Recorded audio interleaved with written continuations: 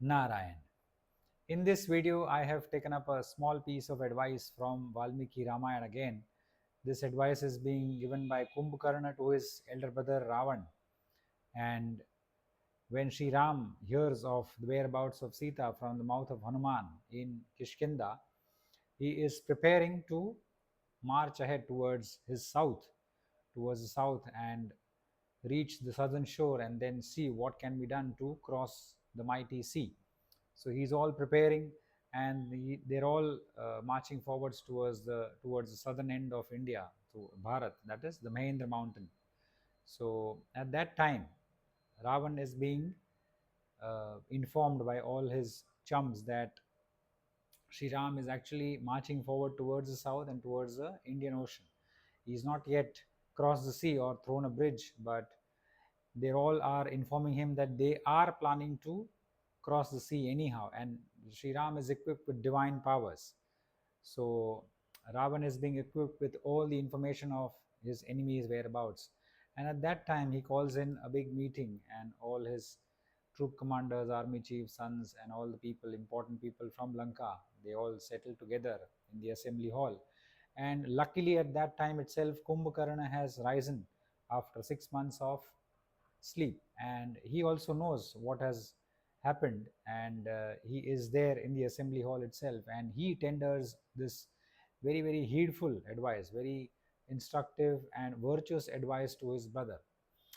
And I will just summarize his advice in one or two sentences. He says that what a person if a person is equipped with some duty, if a person has to perform some duty, he must perform it. What duties he must perform at a later stage must not be performed earlier, and what duties are to be performed at a later stage must be performed at the later stage itself.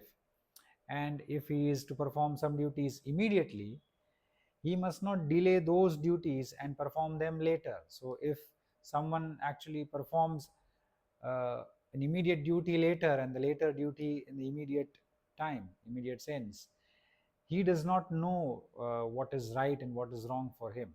And this particular advice is the beautiful advice that Kumbhakarna renders to his elder brother Ravan. So he says that if you had to kidnap Sita, you should have consulted all of us before. You are calling a consulting meeting right now when your enemy is marching towards you with a large force, and you know that the enemy is formidable, and the enemy is of a larger size. His army is also of a larger size than you. So at that time, you're alarmed and you're calling all of us to discuss what is to be done. But this particular duty of yours, of king, would should have been done earlier, when you were planning to kidnap Sita. But at that time, you did not inform anyone, and you went alone and brought Sita by your own will. So now this unholy act has been set foot upon by you. Now this cannot be undone. So now what remains to be done by me is, I have to obey your command. So you sit and relax here. I will fight your enemy.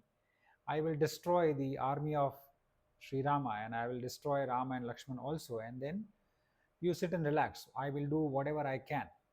So, in this sense, Kumbhakarna knows the the treaties of dharma. He knows what is appropriate and what is inappropriate, what is to be done and what is not to be done. And he knows that if a king or anyone chooses a certain action, he knows the consequences of those actions. So he says that the means that you should have used must have been should have been fair means, and any act which is against the treaties of dharma will only beget sin. So this is his advice to his elder brother. But then he knows that now, since you have already bought Sita here, she is here, she is kidnapped here, and her husband is waging war and he is marching towards you. Now there is only the option which is left is only war, and I have to fight on behalf of you because I am your brother. I have to obey your command, and this is my duty. So he understands his own duty, and he is reminding Ravan that you have actually transgressed your duties. You have not performed your duties well, and for this particular reason, you have accrued sin, you have accrued demerits or pap, and this will eat you up. So Kumbhakarna is very clear in his mind that you shouldn't have done this, but now since you have done this, what is left for me is to fight your enemy, because now you have transgressed much far into the realm of adharma, and now it's too late to establish truce, and then now your enemy is actually just about around the corner. He is going to reach Lanka, so the only thing left for me is to fight for you. So this is what Kumbhakarna tells him. So the duties which we are all uh, to perform. See, a man has to perform the duty of a son, of a father, of a husband, many other duties of a friend, and a woman has to perform the duties of a wife, of a mother, of a daughter-in-law, daughter. All these duties we have to perform in our own life, and this single body and this single life that we have been gifted. So if we perform certain duties which are to be performed at a later stage, but we perform it right now, the fruit will not be delicious. And if what we are supposed to do right now, or immediately, or tomorrow itself, and we delay that tomorrow's duty for a month, neither that will give us good fruit or delicious fruit. So this is the crux of the message of Kumbhakarna, that duties has to be performed when they ought to be performed. So this is the message of Kumbhakarna, beautiful message for all of us, and it is applicable to all of us right now also. ये video के लिए मैंने बहुत ही सुंदर संवाद लिया है। ये कुंभकर्ण और रावण के बीच का संवाद है। जब ही श्री राम हनुमान से सुनते हैं कि माता सीता कहाँ है, भगवती सीता अशोक वन में है, लंका में बैठी है, आपकी प्रतीक्षा किए हुए है, तो उसी समय श्री राम फिर मोर्चा निकालते हैं अपने वानर सेना का, और अभिजीत मुहूर्त में वह आगे बढ़ते हैं, और फिर वह दक्षिण दिशा की ओर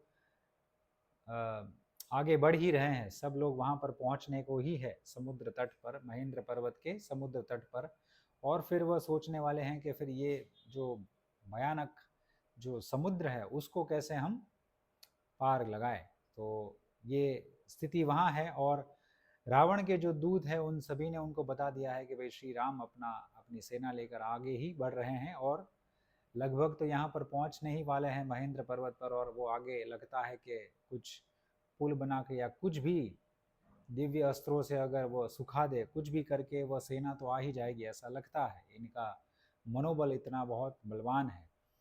तो रावण तभी सभी उनके जो सेनापति है, उनके पुत्र है, जो लंका में बहुत बड़े बड़े जो विद्वान हैं, ब्राह्मण हैं, उन सभी को बुलाते हैं, एक मीटिंग बुलाते हैं कि हमको विचार विमर्श करना है, मंत्रणा करनी है। सब मंत्रियों को बुलाते हैं, और उसी समय भाग्यवश कुंभकर्ण भी 6 महीने की नींद के बाद उनकी नींद खुलती है, और फिर उनको भी बुलाया जाता है, वो भी आते हैं राज दरबार में। सो सब बैठे हैं, और तभी कुंभकर्ण को उनको पता होता है कि क्या हो गया है और रावण ने क्या किया है। तो वो उनको बहुत ही सुंदर एक उपदेश देते हैं अपने बड़े भैया को, कि वो कहते हैं कि आपने जो किया है वो उचित नहीं किया है बड़े भैया, आपने अकेले ही ये सब कार्य कर लिया है।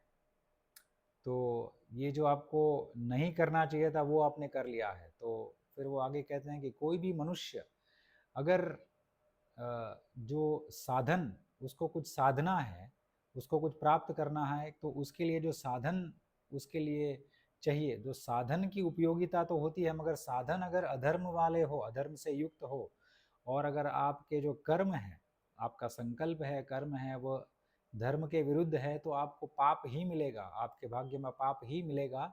आप भले ही थोड़ी देर के लिए आप जीत जाइए, मगर फिर आगे जाके एक साथ सबका विनाश हो जाएगा। तो धर्म के कार्य में से ही हमको पुण्य कमाने मिलता है, और ऐसे अधर्म के कार्य से हमको पाप ही मिलता है। तो ये कुंभकर्ण का इतनी सुंदर सलाह अपने भाई को दे रहे हैं।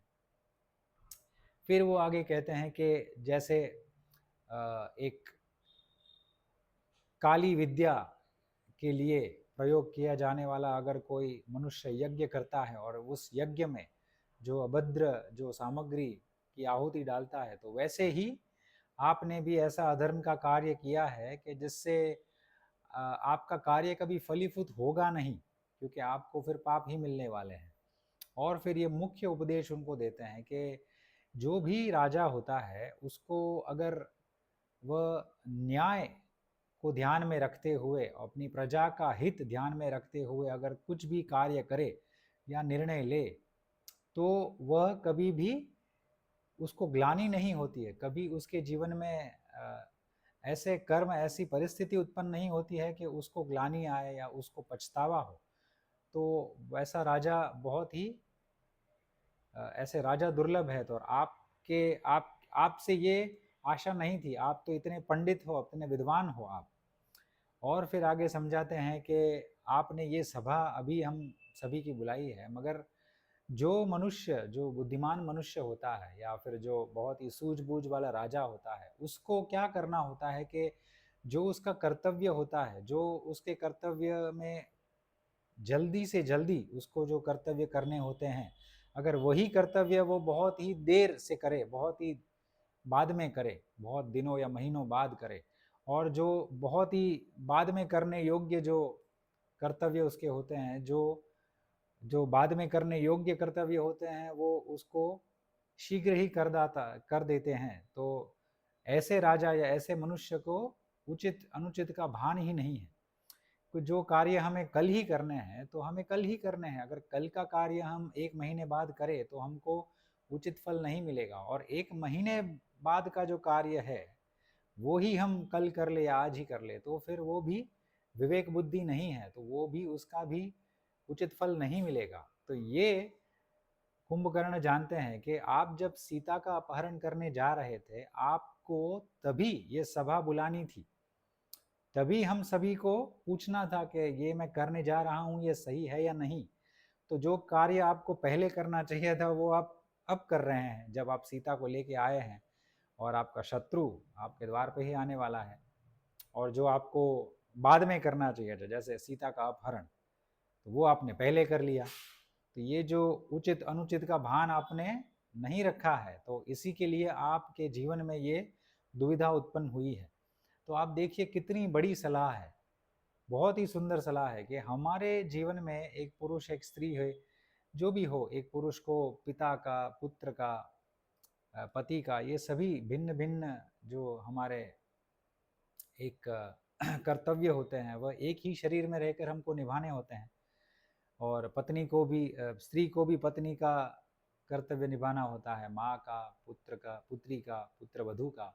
तो ये सभी एक ही शरीर में रह के हम भिन्न भिन्न अलग अलग, हम आप कह सकते हैं कि ये जो नाटक चल रहा है हमारे जीवन में, तो हम ऐसे ही एक्टर बने रहते हैं कि अलग अलग हमको एक्टर, बच्चों के साथ अलग हमको संबंध होता है, पत्नी के साथ अलग संबंध होता है, माता पिता के साथ अलग संबंध होता है, कोई भाई हो उसके साथ अलग संबंध होता है, बहन के साथ अलग संबंध होता है, मित्र के साथ अलग संबंध होता है। तो हम ये भिन्न भिन्न सब संबंधी है, उसके लिए हमको कर्तव्य करना होता है। और कर्तव्य ऐसा एक अनिवार्य घाटी आप कह सकते हैं। अगर कर्तव्य पसंद ना हो, अगर दुख हो, तो अनिवार्य घाटी कह सकते हैं। तो कर्तव्य जो है, हम कर्तव्य से कभी भी पृथक नहीं हो सकते हैं। कोई भी पुरुष या स्त्री कर्म से पृथक हो ही नहीं सकता है। तो कर्म जो है वह कर्तव्य ही है। अगर कुछ भी कर्म हम करते हैं, छोटी सी चेष्टा करते हैं, वो भी कर्तव्य के दायरे में आ ही जाता है। तो अगर हमको कर्म करने ही हैं और कर्तव्य का पालन करना ही है, तो हमको ऐसे ही कर्तव्य का पालन करना चाहिए जिससे हमको लाभ ही लाभ हो। और हमको ऐसे कर्तव्य करने चाहिए जिससे आज का कर्तव्य है वो हम बाद में ना करें, बाद का कर्तव्य है वो हम आज जल्दी ना कर दे। जैसे कि एक उदाहरण देता हूँ कि हमारे घर में अगर कोई अतिथि आते हैं, हमारे घर वाले ही कुटुंब के कोई 4-5 व्यक्ति आते हैं, अगर आते हैं, तो फिर पहले, सबसे पहले तो हमें उनका सत्कार करना चाहिए। हम उनको पानी देते हैं, हाथ पैर मुंह धोने के लिए, फिर पानी पीने के लिए देते हैं, फिर हम भोजन का प्रबंध करते हैं। तब तक हम कुछ बात नहीं करते हैं, तो भोजन का प्रबंध हो जाता है, भोजन कर लेते हैं, फिर हम शांति से बैठते हैं। और फिर अगर वो कुछ बात लेके आए हैं, अगर कोई कारण लेके आए हैं कि भाई कुछ चर्चा करनी है, तो फिर उसके बाद वह बात आरंभ होती है। अगर हम कोई अतिथि आए, हम पहले ही उनसे पूछ दे कि आप किस लिए आए हैं, तो अगर ये दरवाजे में अंदर आए और हम तुरंत ये पूछ ले कि आप आइए आइए, आप किस लिए आए हैं, अगर पानी भी ना पूछे, खाना भी ना पूछे और पहला सवाल यही कर दे, तो फिर ये अनुचित होगा। तो जो बाद में करने योग्य कर्म है, कर्तव्य है, वो हम पहले कर देते हैं, और जो पहले करना चाहिए, जिसको जो सत्कार कहते हैं, पानी है, भोजन है, नाश्ता है, जो भी है, हम उनको पूछते भी नहीं हैं। तो जो पहले करने चाहिए वो बाद में करते हैं, तो वो उन अनुचित है। तो पहले शास्त्रों में हम अगर पढ़े तो कोई भी ऋषि भी कहीं भी जाते थे, कोई भी राजा के महल में जाते थे या राजा ऋषि के आश्रम में जाते थे, तो पहला मैंने देखा है कि सबसे पहले सभी जगह अतिथि सत्कार ही होता है। पहले सबको पानी ही दिया जाता है, हाथ पैर मुंह धोने के लिए, फिर जल पीने के लिए दिया जाता है, फिर भोजन का प्रबंध होता है। उसके बाद फिर बातचीत चालू होती है कि आपका यहाँ पे कैसे आना हुआ, कहिए मैं आपकी क्या सहायता कर सकता हूँ, या आपको कुछ चाहिए तो मैं आपको दे सकता हूँ। अगर राजा है तो ब्राह्मण को कहते हैं कि आपका तप कैसे चल रहा है, अगर आपको कुछ चाहिए तो मुझे बता दीजिए। मगर वो सब भोजन के बाद आता है। और ऋषि भी जब महल में आते हैं तो पहले सत्कार होता है, भोजन होता है, और फिर राजा पूछते हैं कि आइए ऋषि, आपको क्या चाहिए, मैं आपको देने के लिए सज्ज हूँ। तो ये सुंदर संदेश कुंभकर्ण हमको देते हैं। और फिर वह कुंभकर्ण उनको कहते हैं, रावण को, कि अभी जो आपने कर लिया है, अभी ये पीछे तो नहीं हट सकता है। आपने सीता का अपहरण कर लिया है, आपका शत्रु है वह आपके पास आ ही रहा है बड़ी सेना लेकर। तो जैसे एक हंस होता है, हंस का जोड़ा या हंस पर्वत पार करने के लिए, पर्वत में वह बीच में अगर कोई जगह है, तिराड़ है ऐसी छोटी सी, अगर टूटा हुआ है, उसमें से उसको छोटा सा पतला सा रास्ता दिख रहा है कि उसको पर्वत को पार लगा के उस तरफ जाना है। तो जैसे एक हंस ऐसे पर्वत में एक छोटा सा ऐसी पतली सी तिराड़ देखता है, अगर वो देखता है कि भाई यहाँ पे मैं जाऊँगा तो मैं निकल जाऊँगा, तो वैसे ही हमें और मुझे और आपको हमारे शत्रु में जो वीकनेस है, उनकी निर्बलता है, उनके पूरी सेना में, उनके शस्त्रों में जो भी निर्बलता है, वो हमें ढूंढ निकालनी है और उसी पर प्रहार करना है। उसी का उपयोग करके हमको उस पर प्रहार करना है, तो हम जीत पाएंगे। तो अभी आपने जो कर दिया है तो वो तो अभी पीछे नहीं हट सकता है। तो आप एक काम करिए, आप शांति से बैठिए, आप आनंद में रहिए। मेरा कर्तव्य है आपकी आज्ञा का पालन करना। मैं आपका भाई हूँ, तो मुझे तो लड़ने जाना ही है। तो मैं एक प्रयास करता हूँ, मैं लड़ने जा रहा हूँ और मैं श्री राम की पूरी सेना को खा जाऊंगा, और श्री राम और लक्ष्मण दोनों भाई को भी मैं मार गिराऊंगा, और फिर मैं आपके पास जीत की घोषणा लेकर आपके पास आता हूँ। तब तक आप निश्चिंत रहिए, मैं आप ही का भाई हूँ, और मैंने इंद्रदेव को भी हराया है। तो राम और लक्ष्मण तो एक मनुष्य है, तो ये तो सरलता से हार जाएंगे, तो आप अभी निश्चिंत रहिए। और ऐसा करके फिर वह आगे जाते हैं, और फिर अगर उनको रोका जाता है फिर वह सो जाता है, फिर वापस उठते हैं, जो आगे के युद्ध में आते हैं। मगर ये जो संदेश है, उपदेश है, इससे हमें यही सीखने मिलता है कि कर्तव्य अगर हम पालन में अगर हम प्रमाद करें, आज का कर्तव्य कल और कल का कर्तव्य आज कर ले, तो हमें उचित फल नहीं मिलेंगे। आज का कर्तव्य आज ही करे और कल का कर्तव्य कल ही करे, तो ही हमें उचित फल मिलेंगे जीवन में। तो ये भी विवेक बुद्धि पर आधारित है। तो हम ऐसा अपने आप को संतुष्ट नहीं कर सकते कि मैंने तो कर्तव्य निभाया है, मगर मैंने अगर कल का कर्तव्य या एक महीने बाद का कर्तव्य जो करना था वो आज निभाया और मैं अपने आप को संतुष्टि दे रहा हूँ, तो ये उचित नहीं है। इससे मुझे कोई लाभ होगा ही नहीं, केवल मेरा अहम को थोड़ा पोषण मिलेगा और लोगों को लगेगा कि हाँ ये करता है। मगर जो व्यक्तिगत जो मेरा प्रोग्रेस है वो नहीं होगा, प्रगति मेरी नहीं होगी।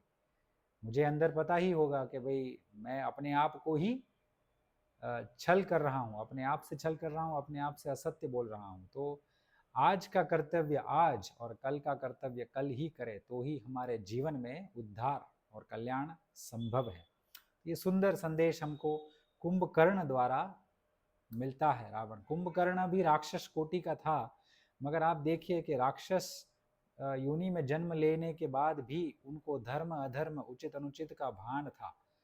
तो ये तो उनको था कि हमको क्या करना चाहिए क्या नहीं करना चाहिए। उनके बड़े भाई को भी कह दिया कि आपने जो किया है तो आपके भाग्य में अधर्म ही आएगा, पाप ही आएगा, क्योंकि आपने अधर्म का आलम्बन लिया है। तो ये तो उनको चेतावनी दे भी दी और कह भी दिया। तो उनको भी पता था कि अधर्म का पक्ष लेने से, अधर्म के कार्य करने से हमारे जीवन में पाप ही आएंगे और कुछ नहीं आएंगे। भले ही आरंभ में हम जीत जाए, हमको बहुत लाभ हो, मगर फिर एक साथ चला जाए वो भी उचित नहीं है। आगे जाके एक साथ चला गया तो वो वही का वही हो गया है। इसलिए धर्म के माध्यम से अगर हम थोड़ा थोड़ा थोड़ा थोड़ा भी हमको प्राप्त हो, जो भी हो, हमारी प्रगति हो, समृद्धि हो, तो धीरे धीरे धीरे धीरे प्राप्त हो, और फिर धर्म के माध्यम पर हम अड़े रहे तो आगे जाके एक साथ बहुत कुछ आ सकता है। और अधर्म में ऐसा होता है कि एक साथ सब कुछ चला जाता है। तो ये सुंदर संदेश कुंभकर्ण का हमको आज जानने मिला है। अगर आपको ऐसे ही वीडियोस पसंद है, ऐसे सूक्ष्म भावार्थ पसंद है, तो आप मेरी चैनल को सब्सक्राइब कर सकते हैं। गोवर्धन मठ नाम की एक सुंदर चैनल है यूट्यूब पर, आप उसको अवश्य सब्सक्राइब कीजिएगा, बिकॉज़ वहाँ पर धर्म, राष्ट्र और अध्यात्म ये तीनों पर चर्चा होती है। आपको संपूर्ण ज्ञान ही मिलेगा शास्त्र का, और आप अगर वो शास्त्र के ज्ञान को अपने जीवन में अपनाते हैं अधिकार के स्वरूप में, और धीरे धीरे आप उसको आत्मसात भी करते हैं, तो आपका कल्याण अवश्य निश्चित है। शिव शंकर प्रलयंकर।